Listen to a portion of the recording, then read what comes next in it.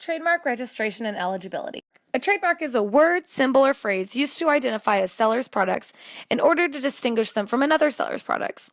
Trademarks make it easier for consumers to identify the brand owner of a particular product or service. By making goods easier to identify, trademarks also give manufacturers an incentive to invest in the quality of their goods. After all, if a consumer tries a can of Coca-Cola and finds the quality lacking, it will be easier for the consumer to instead buy another brand next time. Trademark protection can extend past words, symbols, or phrases to include other descriptive aspects, including color, packaging, or formatting called trade dress. A trademark can be registered if it performs the essential trademark function, meaning that it does not confuse or misinform consumers of the qualities of a product or the relationship between one party and another, and it has distinctive character, meaning that it distinguishes a company's product or service from another company, and it is able to identify the source of a particular good. There are 4 levels in the spectrum of distinction, including generic, descriptive, suggestive, and arbitrary or fanciful trademarks. The most distinctive level on the spectrum of distinction is the arbitrary or fanciful level. These trademark names are completely made up and are inherently distinctive and bear no logical relationship with the product. These are given a high degree of protection, and examples include Exxon, Kodak, and Apple. The second level on the spectrum of distinction is the suggestive level. These trademarks evoke or suggest a particular characteristic of the underlying good and tell something about the brand. Some imagination is needed to associate this word with the product, but they are usually semi-related, and therefore these are considered inherently distinctive and given a high degree of protection. Examples include Jeep Wrangler and Coppertone. The third level on the spectrum of distinction is the descriptive level. The descriptive level describes rather than suggests a product or service or a characteristic of that product or service, like color, smell, size, materials, or ingredients. These are not inherently distinctive unless there's a secondary meaning. A descriptive mark acquires a secondary meaning with the consuming public, primarily associates that mark with a particular producer rather than the underlying product.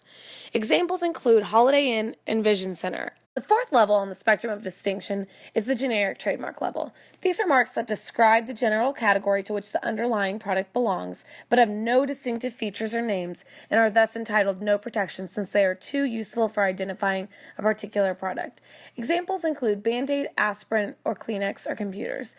Terms that are originally not generic can become generic over time through gentricide and become unprotected. So, how can you acquire rights in a trademark? The first way to acquire rights in a trademark is by being the first to use the trademark in commerce. Use of the mark in this context means the actual sale of the product to the public with the mark. This is limited to the geographic area in which the sale occurs. The second way to acquire rights in a trademark is to be the first to register the mark with the U.S. Patent and Trademark Office with a bona fide intention to use the mark in commerce.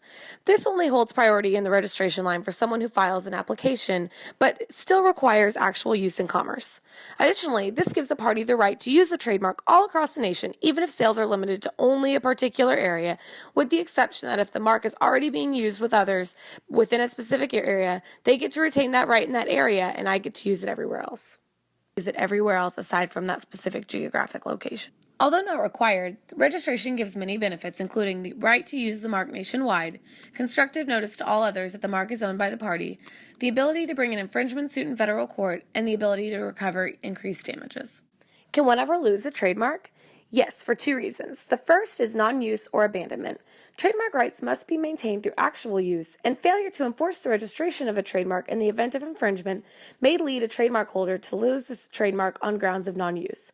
The second way to lose a trademark is through gentricide, which is when a mark that is originally distinctive becomes generic over time, it loses its trademark protection.